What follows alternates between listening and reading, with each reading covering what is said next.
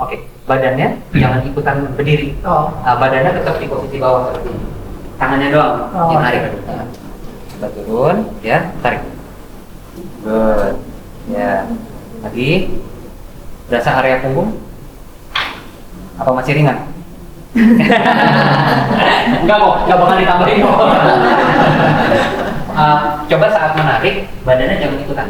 Badannya tetap diam di bawah. Tetap diam di bawah. Tarik. Ya. Ya, seperti itu ya. Aman? Kanan aja. Kanannya nggak nyaman. Oh, ada lain. Oke. Ya. Balik lagi, kita akan selalu coba tanyakan ke orang tua kita ada rasa sakit atau enggak. Kalau ada rasa sakit, stop. Ya. Kalau nggak ada, lanjut. Jadi usahakan ke diri sendiri itu jujur. Ya. Oke, itu gerakan row. Kalau misalnya udah bisa, boleh melakukannya sambil berdiri. Ya, boleh melakukannya sambil berdiri. Oke, cara nafasnya, ya, pas narik buang nafas. Pas turun, tarik nafas. Gitu ya. Jadi pas narik itu buang nafas. Oke? Itu gerakan pull. Next, kita ada gerakan cardio. Ya, jadi itu semua gerakan-gerakan tadi yang udah aku kasih tahu itu gerakan-gerakan yang melatih otot rangka. Ya, jangan lupa dicatat, ya, dikasih lihat ada progres gak dari minggu ke minggu. Oh, minggu 1 cuma bisa 10 repetisi. Minggu 2 bisa dapat 11. Minggu ketiga bisa dapat 12 repetisi. Harus ada improvement di situ. Ya, kita nggak mau juga terlalu ambisius ya. Kalau nggak ada improvement pun nggak apa-apa. Yang penting tetap dilakukan. Ya. Tapi kalau misalnya bisa nih, oh bisa kok nambah nak, gitu kan? Nambah 1 repetisi, silakan. Yang penting harus ada peningkatan. Ya. Untuk kardio, ya banyak. Kalau kardio, sebenarnya kita definisikan dulu ya. Apa itu yang dimaksud angkat beban atau strength training, latihan kekuatan? Apa itu kardio? Angkat beban atau strength training itu segala bentuk olahraga yang diakhiri dengan ototnya yang pegel, ya, yang melatih otot rangka. Nah, kardio itu segala bentuk olahraga, apapun itu olahraganya, yang membuat kita jadi pengap sedikit. Gitu, itu kardio. Ya, jadi bedakan kayak sepeda, berenang, ya kan? Itu melatih otot kan? Sepeda melatih otot kaki. Tapi kan biasanya yang lebih dilatih itu pernafasan, ya kan? Walaupun melatih otot kaki. Sama pun dengan berenang. Berenang kan melatih otot tangan, ya kan? Dan kakinya kan juga di belakang kecipuk-kecipuk, ya kan? Cuman biasanya yang nyerah duluan kardionya. Dan itu masuk kategori latihan kardio, gitu ya. Jadi banyak, kayak tadi ibu suka ada yang suka ini ikut zumba atau senam jantung, ya kan? Itu bagus untuk melatih otot jantung. Tapi bedakan fungsi kardio sama angkat beban. Kalau fungsi jantung, ya kan, yaitu untuk ketahanan ibu melakukan kegiatan sehari-hari kayak main sama cucu. Cucu kan suka, kita kalau orang Padang sebutannya lasak. Berat mulu, itu ya kan, pecicilan, ya kan, pecicilan. Itu kan capek ya, keringetan gitu, mainin ke sana ke sini, itu kan butuh kekuatan pernafasan kita yang bagus. Itu kardio fungsinya. Nah, kalau angkat beban atau melatih otot rangka itu fungsinya untuk melakukan kegiatan sehari-hari, kekuatan ototnya. Jadi kayak tadi ya, mengambil anak ke atas, itu kan butuh kekuatan otot, ya, dorong pintu, kekuatan otot. Jadi bedakan fungsi latihan angkat beban dengan kardio. Dua-duanya penting, seperti yang udah dijelasin Coach Amel tadi, porsi-porsinya itu disesuaikan sesuai sama kebutuhan, gitu ya. Rentan repetisi, tadi kan aku udah sebut 10-20 repetisi, ya kan. Walaupun tadi dicontoh cuma 5 repetisi aja, tapi baiknya di 10-20 repetisi. Kenapa? Karena di repetisi 10-20 tandanya kan bebannya ringan banget. Kalau kita bisa melakukan suatu beban sebanyak 20 repetisi, berarti bebannya ringan banget kan? Ya. Beban yang ringan itu sudah cukup untuk bapak-bapak dan ibu-ibu untuk menstimulus ototnya agar jadi lebih kuat dalam melakukan kegiatan sehari-hari. Nggak perlu tuh pelatihan kayak anak umur 20 tahun yang sampai kayak gitu. Itu nggak perlu ya. Itu benar-benar nggak perlu. Jadi sedikit stimulus aja itu udah cukup.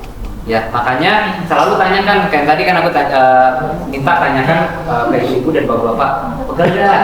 Oh enggak nih, biasa aja. Ya, jadi itu bebannya masih ringan, masih aman, gitu ya. Dan repetisi yang tinggi juga melatih daya tahan. Karena kan kegiatan sehari-hari kita kan membutuhkan daya tahan ya. Melakukan berkali-kali. Kita main sama anak itu kan berkali-kali. Kita ke sana, kemari kan banyak itu kan repetisinya, waktunya lama. Nah itu daya tahan otot kita sebutnya. Ya. Fokus ke teknik gerakan dan cara bernapas. Jadi kalau repetisinya tinggi, ya kan, otomatis bebannya ringan, gerakannya ringan. Ya kan, ibu bisa kalau bebannya ringan dan gerakannya ringan, kita bisa lebih fokus ke teknik gerakan. Kayak tadi, ibu melakukan gerakan nungging atau hinge, ya. Tadi kan masih ada yang perlu dikoreksi tuh tekniknya, ya kan. Kalau misalnya repetisinya tinggi, kita bisa fokus ke mengkoreksi tekniknya. Oh, jadi repetisi ke-1 ada yang kurang bagus nih, kayaknya ibu dengkulnya terlalu maju, ya kan. Kalau misalnya repetisi kedua, tiba-tiba jadi bagus. Jadi kita bisa evaluasi banyak di situ kalau repetisinya tinggi. Itu fungsinya. Sedangkan kalau kita pakai repetisi yang rendah, 10 repetisi, berarti kan bebannya berat banget. Beban yang bisa kita angkat hanya 10 repetisi. Berat gak? Itu kan artinya, ya kan? Ibu jangan kan fokus ke teknik. Yang ada ibu-ibu dan bapak-bapak fokusnya malah ke malah masak fokusnya, ya kan? Jadi itu pentingnya repetisi tinggi.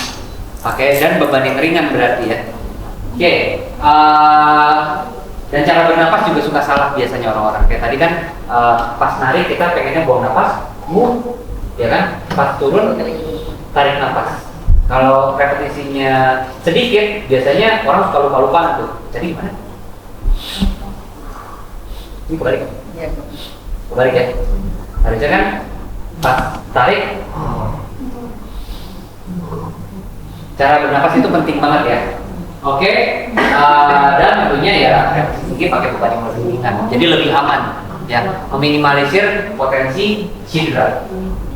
Oke, nah untuk intensitas tinggi, ya kan, kita hindari intensitas tinggi. Yang aku masuk intensitas tinggi, balik lagi kalau angkat beban itu yang kayak begini.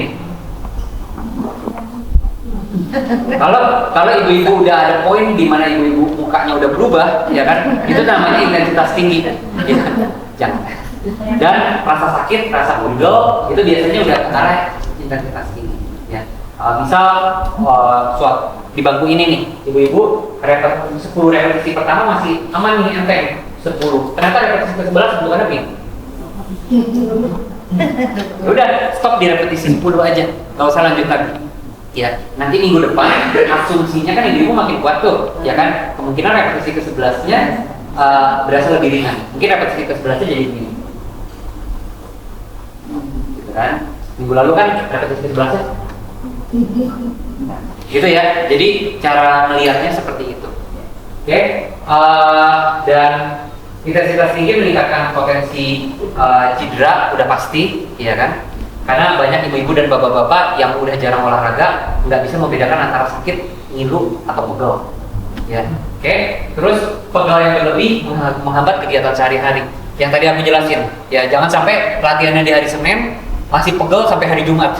Akhirnya kegiatan sehari-hari jadi terhambat. Nggak nyebut dirimu coach, nggak tahu orang di sana. Gitu ya. Jadi pastikan beban yang dipakai itu nggak terlalu berat sampai ya paling enggak hari Rabu lah masih pegel selesai. Nah itulah pentingnya coba-coba trial and error, pakai beban yang ringan dulu makanya ya. Oke, dan yang tadi udah aku sebutin, stimulus dari intensitas yang rendah udah cukup untuk menunjang kegiatan sehari-hari kita ya. Kita nggak perlu tuh latihan kayak anak muda yang sampai bebannya intensitas tinggi, itu nggak perlu ya. Terus oke, sebelum ini, tadi kan kita ngomongin intensitas latihan dari segi angkat beban, ya kan? Apa tadi? Pertanyaan, coba aku, ibu, kalau angkat beban, kalau intensitas tinggi, berarti kita gimana biasanya? Iya. Ekspresi muka. Oh, kalau yang terlalu tinggi, muka berubah. Muka berubah kan? Karena udah nahan. Napas juga. Ya, Jadi, napas berantakan kan? Itu dari segi angkat beban. Kalau latihannya kardio, intensitas tinggi itu kayak gimana?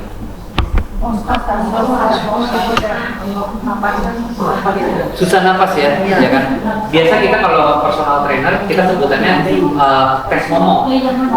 Kalau misalnya ibu-ibu dan bapak-bapak nggak bisa diajak ngomong, mah capek gak? Nah itu berarti udah terlalu berat, ya. Jangan ya. Kalau udah sampai kayak gitu udah terlalu berat. Jadi mau jawab saya tidak. mau jawab aja susah. Nah itu yang mesti kita cek, ya kan? Berarti kalau kardio, misalnya kita ngelakuin apa ya kardio?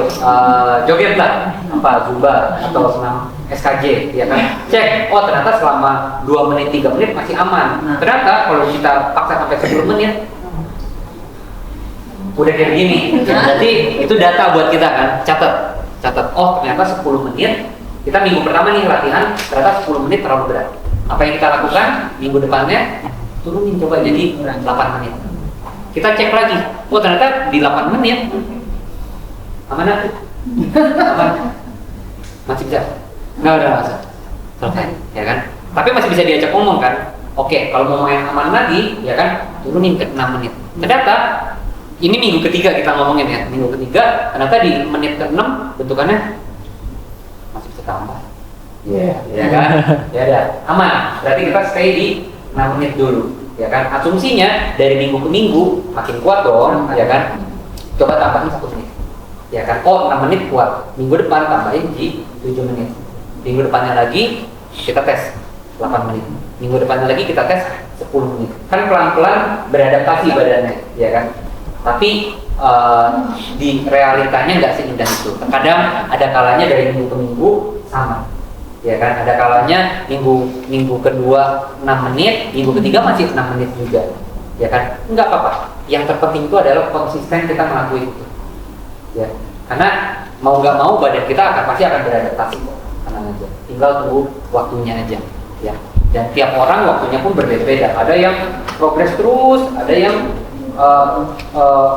progresnya lebih lama, ya kan? Nggak apa-apa. Oke, yang penting konsisten dilakuin dan pelan-pelan kita tambah repetisinya, ya. Oke, itu dari segi program latihan. Sebelum kita move on ke topik berikutnya, ada pertanyaan? Ada yang bingung nggak dengan yang udah aku bahas tadi? Aman ya? Nggak ada masalah? Mengerti ya? Oke, next ini contoh program aktivitas yang kita lakuin ya. Buat ibu-ibu dan bapak-bapak, tadi aku tahu banyak yang merasa udah nggak butuh aktivitas fisik, merasa kayak udahlah tinggal nyantai aja, main sama cucu dan lain-lain. Percayalah, ibu-ibu dan bapak-bapak tetap wajib untuk melakukan kegiatan sehari-hari. Karena prinsip dari otot itu atau badan kita lah, badan kita prinsipnya itu adalah kalau nggak digunakan, dia melemah. Dia hanya akan bisa tetap kuat kalau kita gunakan. Tapi berat nak, kalau misalnya ngelakuin gerakan sehari-hari, memang ibu-ibu bapak-bapak memang berat. Tapi kan pelan-pelan kan beradaptasi badannya, berat gak? Minggu ini terasa berat, minggu depan masih berat, tapi nggak seberat minggu pertama. Nanti minggu ketiga masih berat juga, tapi nggak seberat minggu kedua dan minggu pertama. Nanti lama-lama badan kita akan terbiasa, gitu kan? Yang namanya progres itu tidak terjadi sehari semalam. Gitu kan, nggak ada tuh yang sehari semalam ya kan, kecuali bikin 1000 candi. Nah, itu progres yang makanya supaya kita bisa melihat ada progres atau enggak, dicatat. Ya, minta bantuan dengan anaknya atau cucunya untuk selalu mencatat progresnya dan selalu ingatkan ke diri sendiri, ya tuh ada progres kan, itu sekecil apapun.